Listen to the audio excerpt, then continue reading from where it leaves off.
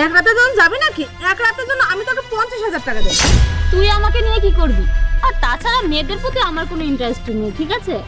আমি এখানে আমার জন্য আসিনি, তাহলে কেন এসেছিস?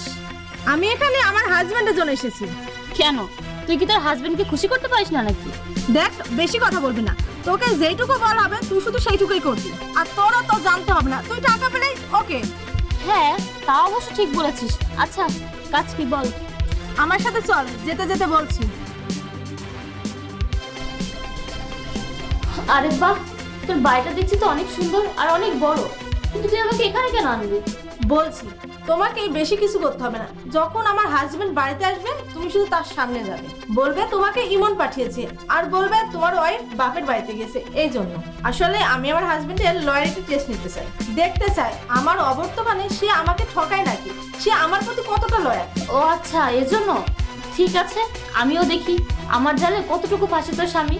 সমস্যা নেই, আমি পাশেই আছি। ও যদি তোমাকে কিছু বলে বা তোমাকে কিছু করে তুমি আমাকে ডাক দিবে। আরে সমস্যা নেই, তোর স্বামীকে আমি কিছুই করবো না। চল ভিতরে চল।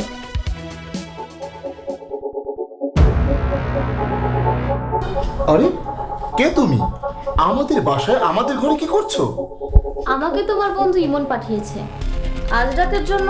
আমি তোমার গার্লফ্রেন্ড, আমি তোমার বউ, আমি তোমার ওয়াইফ, আমি তোমার সব।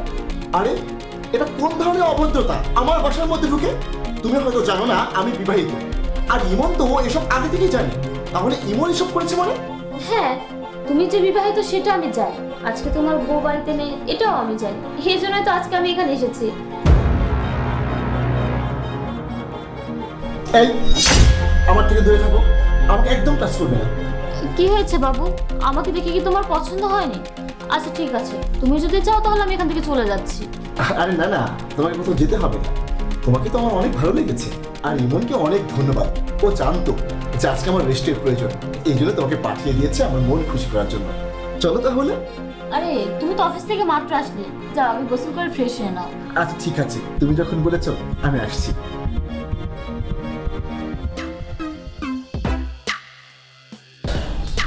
ভিতরে কি হলো?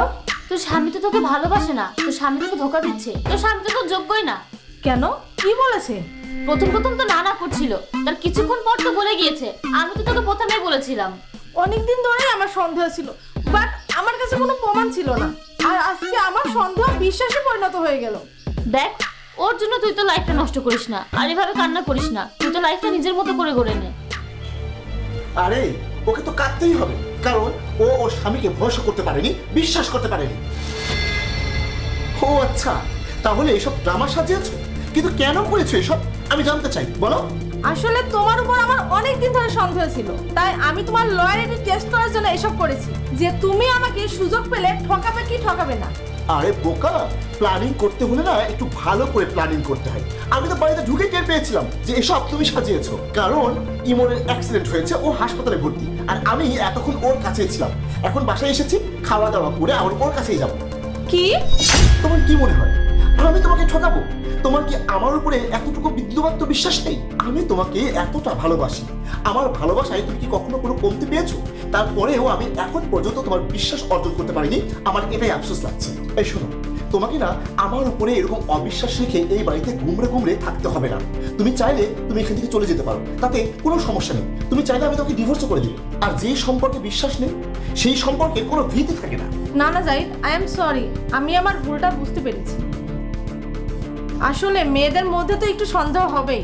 দেখো, আমি ছেলে মানুষ, আমাকে তো বাইরে যেতেই হবে, আর আমি বাইরে গেলেও তোমাকে বলে যাই কেন যাচ্ছি, কোথায় যাচ্ছি, তাই না? তারপরেও তো তোমার মনে এত সন্দেহ থাকার কথা না, আর আমি তোমাকে ধোকা দেবো কেন? শোনো, একটা কথা কান খুলে শুনে রাখো, এরপরেও যদি তুমি এরকমটা করো না, আমি কিন্তু সত্যি সত্যি তোমাকে ছেড়ে দিব। না না, আই এম সরি, আমি আর কখনো এরকম করব না। শোনো, স্বামী স্ত্রীর সম্পর্ক মানেই হচ্ছে বিশ্বাস। যদি বিশ্বাস থাকে তাহলে এটা বৃদ্ধ বয়স পর্যন্ত চলে, আর যদি বিশ্বাস না থাকে তাহলে সেটা 2 মিনিটও থাকে না। ম্যাডাম, আপনি এবার আসতে পারেন। আর তুমি শোনো, দ্বিতীয়বার এসব করার কোনো প্রয়োজন নেই। তুমি আমাকে সরাসরি এসে বলতে পারো, আমি তোমাকে ছেড়ে দিই।